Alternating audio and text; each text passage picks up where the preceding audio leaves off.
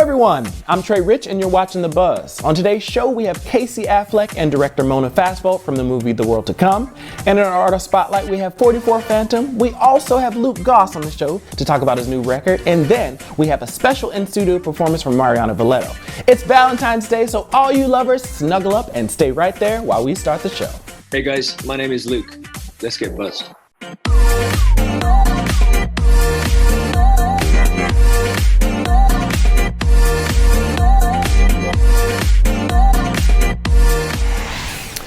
In the spirit of love, we have The World to Come. In this powerful 19th century romance set in the American Northeast, Abigail, played by Katherine Waterston, a farmer's wife, and her new neighbor Tally, played by Vanessa Kirby, find themselves drawn to each other. A grieving Abigail tends to her withdrawn husband Dyer, played by Cacey Affleck, as free spirit Tally tries to escape jealous control of her husband Finney, played by Christopher Abbott, when together their intimacy begins to fill a void in each other's lives they never knew existed. I hope I did the description justice. Danny has Cacey and director Mona Fastvold up next to tell us all about it. Good afternoon. I'm Tally. Abigail. I hope I'm not keeping you from something. I'm glad you've come. Meeting you has made my day. Oh, how pleasant and uncommon it is to make someone's day. I guess I'm supposed to offer a toast. What my husband means is he's so happy to finally get together. Do you miss me? Yes. Our farm is a slaughterhouse right now. My husband is killing his hogs. And I resolved to visit you so that there would be something in my day other than his meanness. So what do you think when you think about this? I don't know how to put it into words. It's been my experience that it's not always those who show the least who actually feel. Congratulations on the film. Thank you so much. Thank you. We don't see many films these days that really strip everything away and focus on human connection and how transformative that can be. So, Cacey, what was it that struck you when reading Jim Shepard's novel that made you want to produce this movie and also portray Dyer? I mean, you said it. I think it was just this incredible connection between these two women, made you feel like anything was possible. And it was just a sort of classically romantic and tragic story of love triumphing and, over all circumstances. And also that incredible pain of heartbreak and loss. And it was both of those things in one story. And I was really excited about Jim and Ron Hansen writing the screenplay. And Mona, Abigail and Tally meet at a time where they both feel this void in their lives. Do you think had Abigail's daughter been alive that she would have discovered this deep connection with Tally? Or do you think that was part of the reason that they did discover this because she wanted to feel something, she wanted to feel alive? Well, I think that perhaps it made her more open to realize and to act on the feelings that she had, if that makes sense. Mm-hmm. I think that sometimes, because she when you're so raw, you're so emotionally raw, then all of a sudden you're more connected to how you truly feel. And if somebody touches you, it has a stronger effect in a way. And I think it just made her more open to really acknowledge it, even though I think she would have always had the same feelings about Tally, regardless of what had happened before. And a question for both of you: what does this movie tell us about love and the different types of love we can have? Can you be in love with two people at the same time? Yeah. Go ahead, Cacey. I think it says a lot about love. I mean, the central relationship is this relationship between Catherine and Vanessa, but it's also a story about parental love and loss. It's a story about like a love between a man and a woman. It's sort of love. There's also a kind of love of language in there and words that I think that Catherine has, Catherine's character Abigail has. I think it's a very romantic movie because it is about all these things, and it's clear that the people who wrote it sort of are sensitive to all of that. Their parents, they're married, they're lovers, they love their writers, all of it. They really put themselves in there. And it says, I think it's just a reminder of sort of like, as you point out, all the different kinds of love that can exist, and that none of them should be, you know, shunned or shamed or stifled or whatever. I mean, and Dyer's love that he has for Abigail, just one scene in particular where Tally knocks at the door and Dyer says something along the lines of, there's that smile again. And it's like his heart to me, it came across like his heart kind of sank a little bit because he wants to give her that love, but then he also steps back to be there as a friend for her because he does love her. So why does he choose to react that way? I think because that's in his nature. You know, he's just sort of a decent, like solid, very stable person, emotionally very stable person. You know, and he's contrasted to Chris Abbott's character, who's like really volatile and you know, kind of psychotic. So I think that he reacts just that way to how Vanessa makes Catherine happy in the way that for the reasons that you described, which is that he does love her and he wants to see her smiling again 3 years or so after the loss of their kid. On the other hand, it hurts him that she smiles for somebody else. So it's a nice trap. People talk about the traps the characters are in, making for good material. I think that's a really good trap that Dyer is in. And lastly, Mona, could you quickly comment on the fact that having this setting and in 1856 and not having technology, it kind of forces you to have these internal conversations with yourself that these days I feel like you would distract yourself with so that you don't have to face those. Mm-hmm. Yeah, I think in many ways it's easy to text someone or to sort of to have those, as you say, to just kind of put that out and get a response, you know, immediately to all those intimate thoughts rather than to just to internalize them. You know, and I think to a certain extent that internalization is all healthy, to sort of to sit with your thoughts a little bit and definitely to write them out, which is something that I always do a lot as well. So I think that, and then, you know, putting a love story in a period piece like this, and, you know, when you strip away all those distractions, then it is somehow, it can be easier to connect with, you know, perhaps the pure version of that love story or a simpler one, anyways. Well, thank you so much for your time. Pleasure talking to you. Congratulations once again on such a beautiful film. Thank you. Thank you very much. The World to Come is in theaters this Friday the 12th and on various digital platforms on March 2nd. After the break, we have 44Phantom up in our artist spotlight. Can you hear me at all? It was never my fault.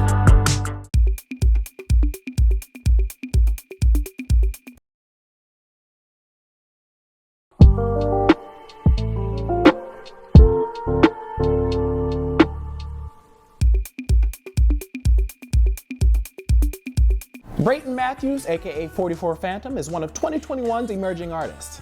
With his poppy vocals and smooth tracks, he is ready to release his new EP, Die Sometime, It's Good For You, out February 19th. Let's take a look. I thought you might want to hear from me again. I know it's been a while since we last talked, but I heard you're doing great inside some wonderful place. You're doing everything you said you would. So for those who are watching who haven't heard of you and your music yet, tell us a little bit about your origin and your sound.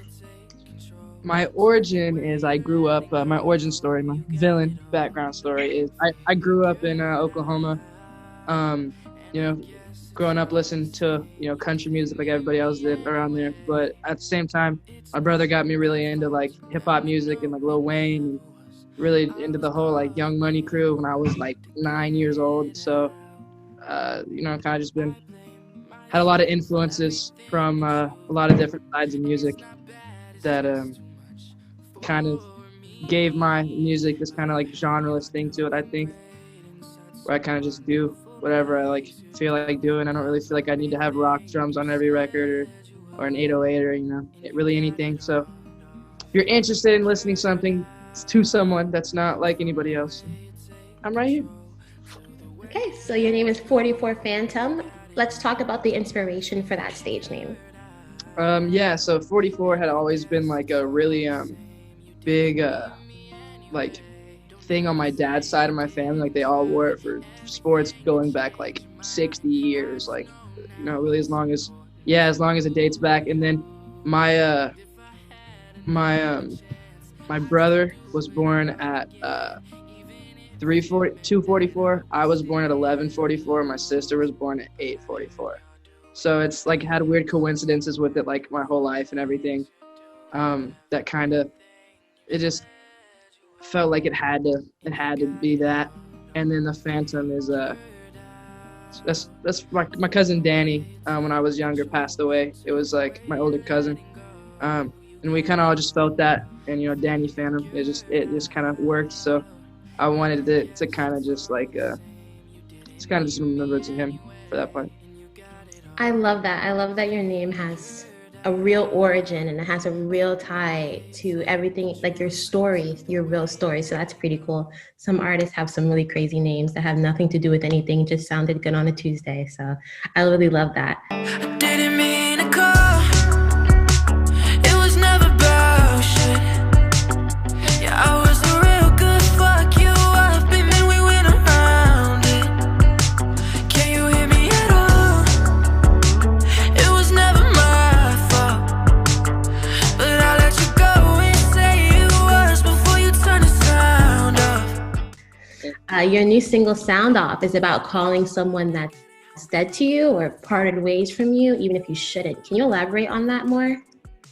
Yeah, so like it's kind of just like, it was in a situation where I kept like calling this girl like that I had a thing with or whatever, and like I knew it was like not a good idea. And it was like every time we call, we just kind of go over like the same thing, like, you know, first it'd be cool, and you know, it's like, oh, like, you know, I was just seeing what you wanted to do. I didn't even really mean to call, like, if that makes sense. And kind of just like would go over the same thing where it's like, you know, you're dead to me, but that's okay, I guess, you know. So I'm gonna call you anyway. Exactly. And so it's kind of about that cycle. Okay.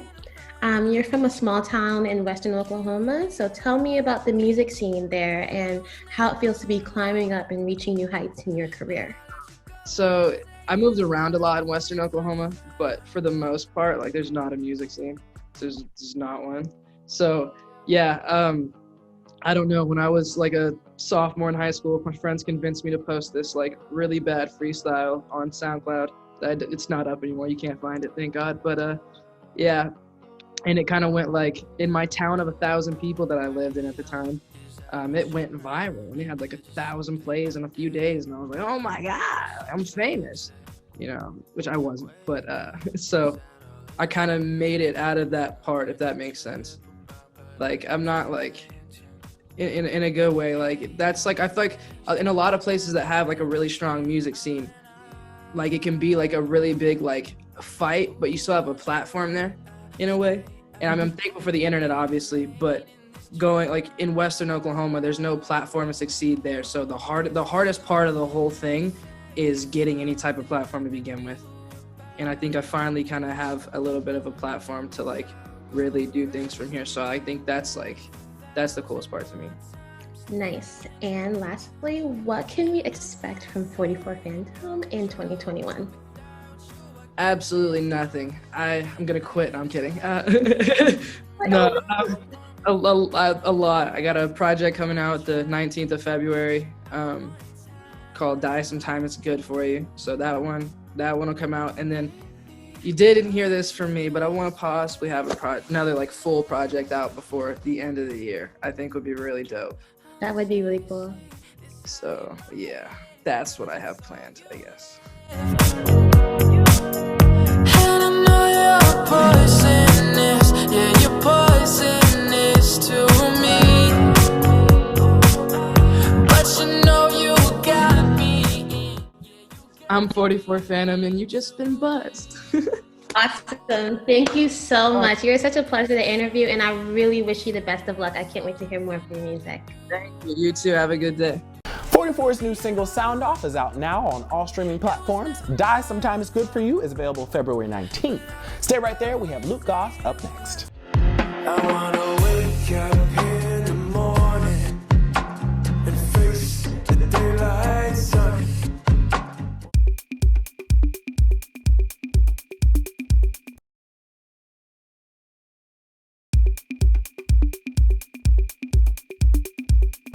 Goss is a singer turned actor back singer whose new single Free is out now.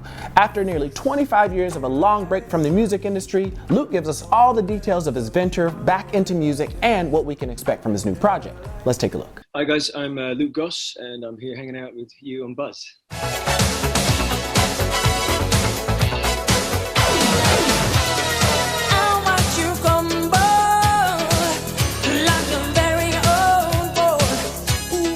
I've been in the entertainment industry in one way or another for the last 33 years. So I thankfully was blessed with 13 hit records in my band when I was a kid. I left that band for a multitude of reasons. We need another hour for that. But then I found acting, and that came via theatre, a smaller show, then the West End of London. I was offered something in Manhattan, obviously in Broadway, and I left theatre at that point, found my first movie in America was a film called Zigzag with Wesley Snipes, Oliver Platt, Natasha Lyonne. And then I got Blade 2. And then after Blade 2, Hellboy and Death Race and a bunch of other stuff. And to be honest with you, during the pandemic, I had wanted to paint. I started painting. I now have an 18 gallery exhibition and I've just recorded my 15th song for the album. So drumming, previous incarnations, even acting right now. I'm not retired from acting, but I've made a decision. I got an offer for a film yesterday and I turned it down because, one, I want to know why I'm in the room. I found such truth of integrity with paint and music during this pandemic. And it's so wonderfully nourishing and it's so honest. There's no detour from the truth of the emotion to the expression of the emotion.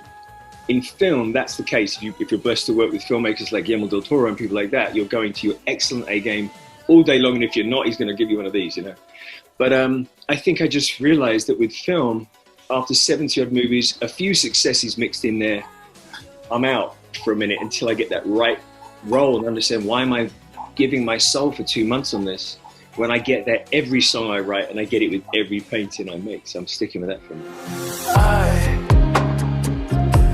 I have to say, love and laughter can't go away. We gotta wake up in the morning. We gotta face the daylight sun. We gotta let those know we love them and that life has just begun. I wanna be me. I wanna be.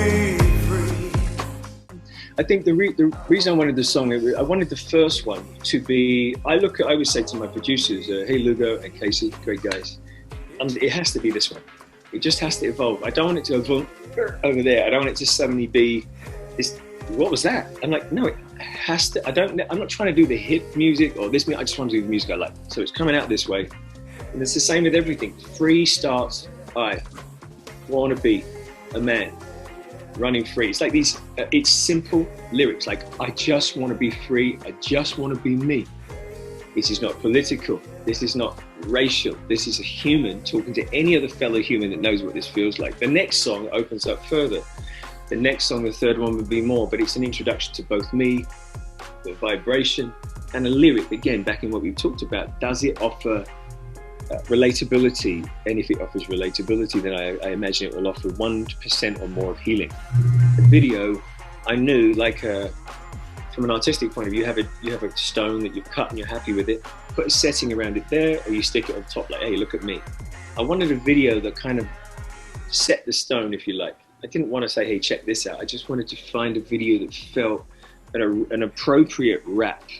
And as for the song, and as a filmmaker, I came up with the concept of a journey because I already have the concept for this. The second single is called Home Came Home Again, and I've got the video concept for that from start, middle to end. So I'll direct that one as well. I'm an easygoing dude, but extremely serious about the message.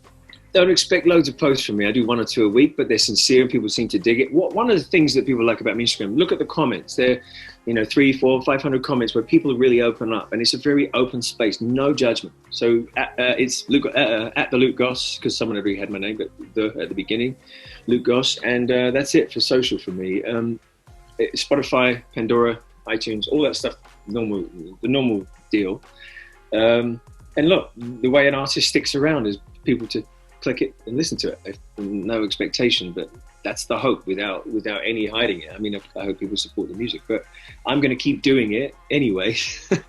And I'm going to release the album. I'm going to do 2, 3, probably 3 or 4 singles from the album, and I'll release the album. But I'm having so much fun with it. I don't want to give it up. I want to just keep going. And I'm going to till I drop. I realize that music is back. See, this version of Luke right now is going to be the least crispy I'll ever be. It's going to be, you can see, like, you see those time lapse of fruit. I'm going to be one of those over the next 30, 40 years, I hope.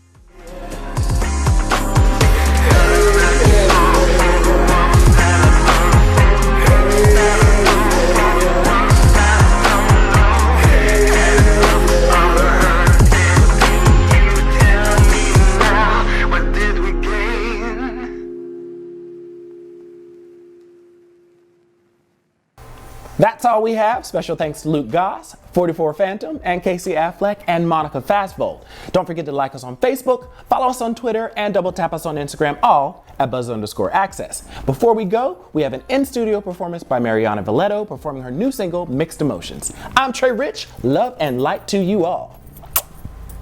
Hi, I'm Marianna Velletto, and I'm performing my song called Mixed Emotions.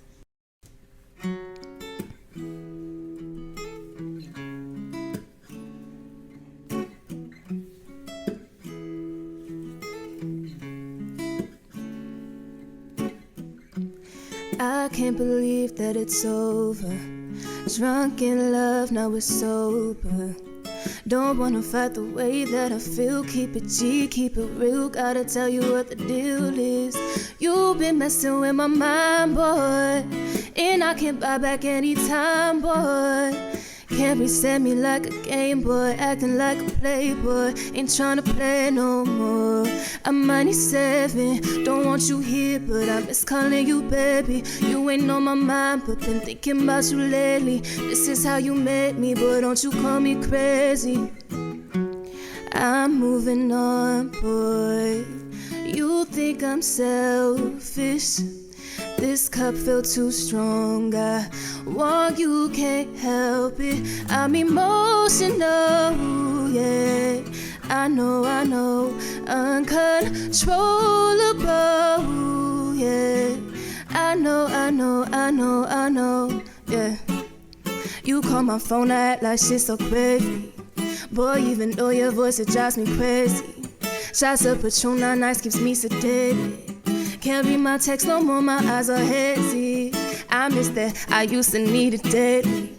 You made me throw it back, my legs were shaking, yeah. You tell me what to do, I disobeyed it. And then you kiss me like a while you playing. I'm 97, don't want you here, but I miss calling you baby. You ain't on my mind, but been thinking about you lately. This is how you met me, but don't you call me crazy. Now I'm moving on, boy. You think I'm selfish?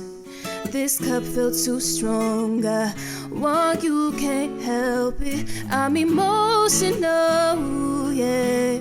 I know, uncontrollable, yeah. I know.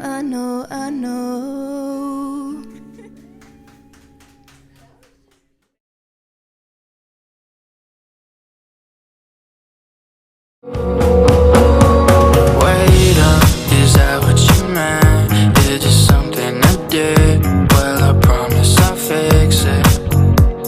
Wake up, is that all it is? There was nothing to trip about, but I guess we're venting. For more stories and extended clips, go to theBuzzAllAccess.com. I'm Trey Rich, and you've just been buzzed.